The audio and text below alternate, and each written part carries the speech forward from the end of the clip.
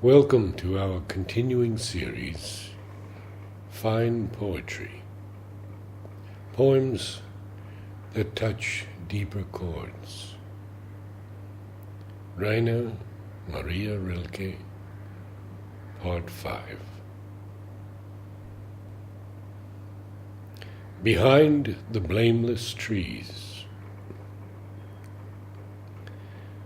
Behind the blameless trees, old fate slowly builds her mute countenance. Wrinkles grow there. What a bird shrieks here springs there, like a gasp of warning from a soothsayer's hard mouth. And the soon-to-be lovers smile on each other, not yet knowing farewell. And round about them, like a constellation, their destiny casts its nightly spell. Still to come, it does not reach out to them. It remains a phantom, floating in its heavenly course.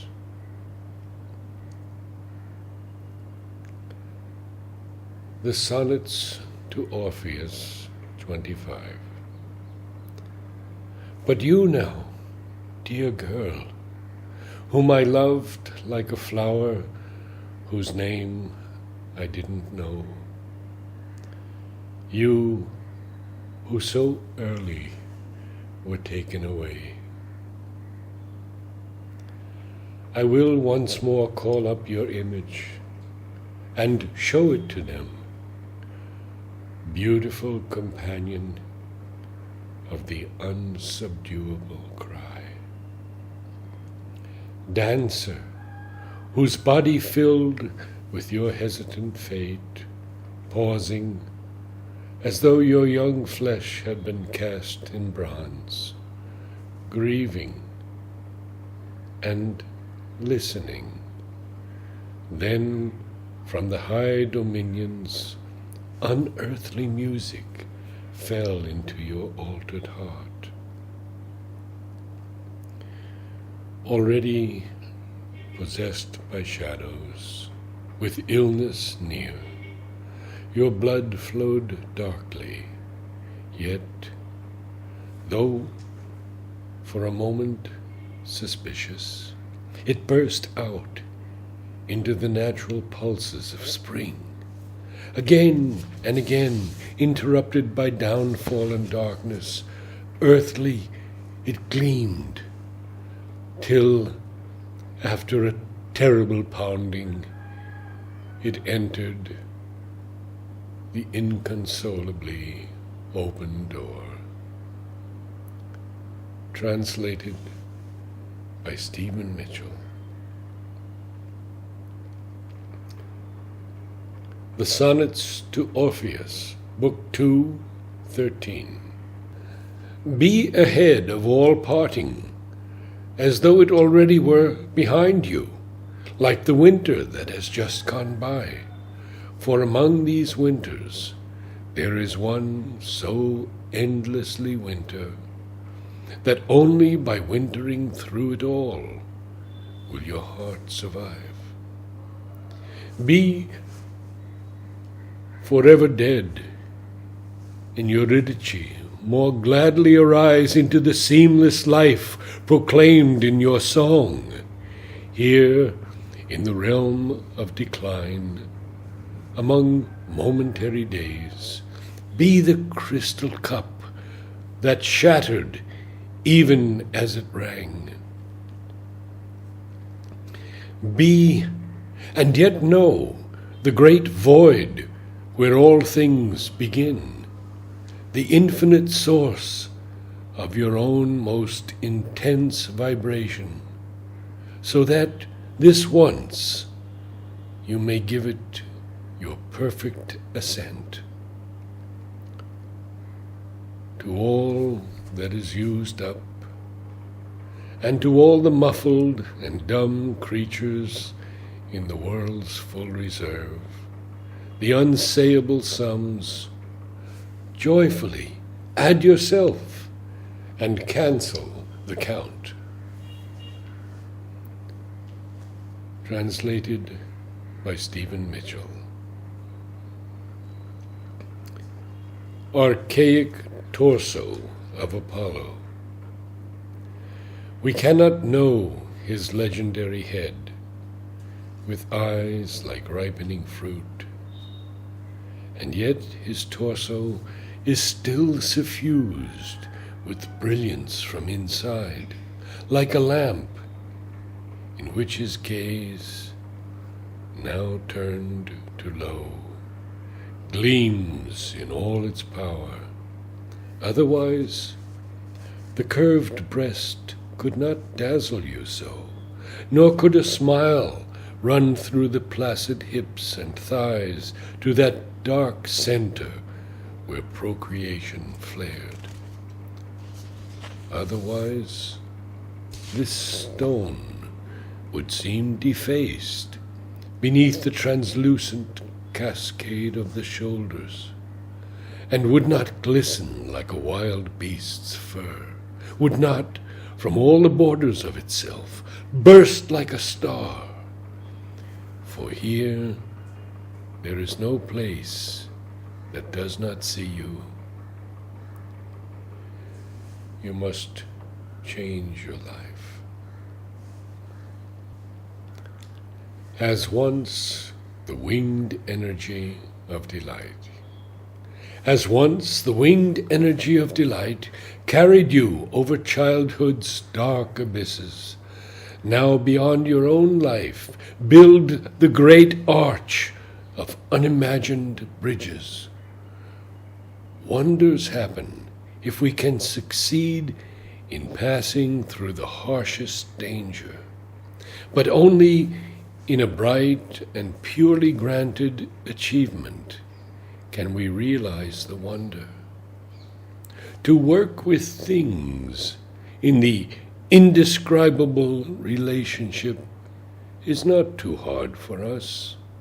The pattern grows more intricate and subtle, and being swept along is not enough. Take your practiced powers and stretch them out until they span the chasm between two contradictions. For the God wants to know himself in you. Childhood.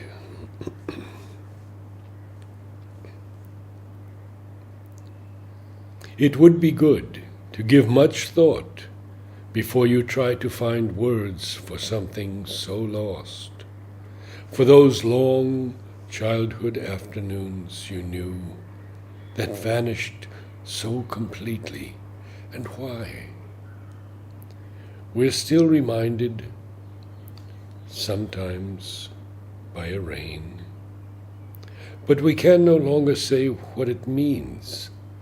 Life was never again so filled with meeting, with reunion, and with passing on, as back then, when nothing happened to us except what happens to things and creatures. We lived their world as something human, and became filled to the brim with figures, and became as lonely as a shepherd, and as overburdened by vast distances, and summoned and stirred as from far away, and slowly, like a long new thread, introduced into that picture sequence where now having to go on bewilders us. Encounter in the Chestnut Avenue. He felt the entrance's green darkness wrapped coolly round him like a silken cloak. that he was still accepting and arranging, when at the opposite transparent end, far off, through green sunlight, as through green window panes, whitely a solitary shape flared up, long remaining distant, and then finally the down-driving light boiling over it at every step, bearing on itself a bright pulsation, which in the blonde ran shyly to the back. But suddenly the shade was deep, and nearby eyes lay gazing from a clear, new, unself-conscious face, which, as in a portrait, lived intensely in the instant things split off again, first there forever, and then not at all. Translated by Edward Snow. Falconry. A prince survives by unseen acts. At night, the chief adviser knocked at Frederick's workroom in the tower, and found him formulating facts for treatises on winged power, while his penman turned out text. It was in this airy room he'd walked all night with her on arm, turbulent and barely fledged. Whatever plans then sprang to mind, whatever fondness deeply chimed, in recollection he would trash, and tend the frightened and impassioned thing he wished to understand. Every night he made a time for nothing but the young, unhandled animal. It was her staring, inborn mind he'd worked to learn. So he was lofted with her grace, when she, the bird that nobles praise, thrown gleaming from his hand, her wing beats raised into the heartfelt morning air, and diving like an angel, struck the heron. Fall day. Lord, it is time. This was a very big summer. Lay your shadows over the sundial, and let the winds loose on the fields. Command the last fruits to be full. Give them 2 more sunny days. Urge them on to fulfillment, and throw the last sweetness into the heavy wine.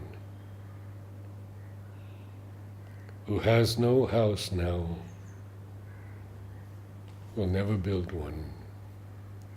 Whoever is alone now will long remain so, will watch, read, write long letters, and will wander in the streets, here and there, restlessly, when the leaves blow.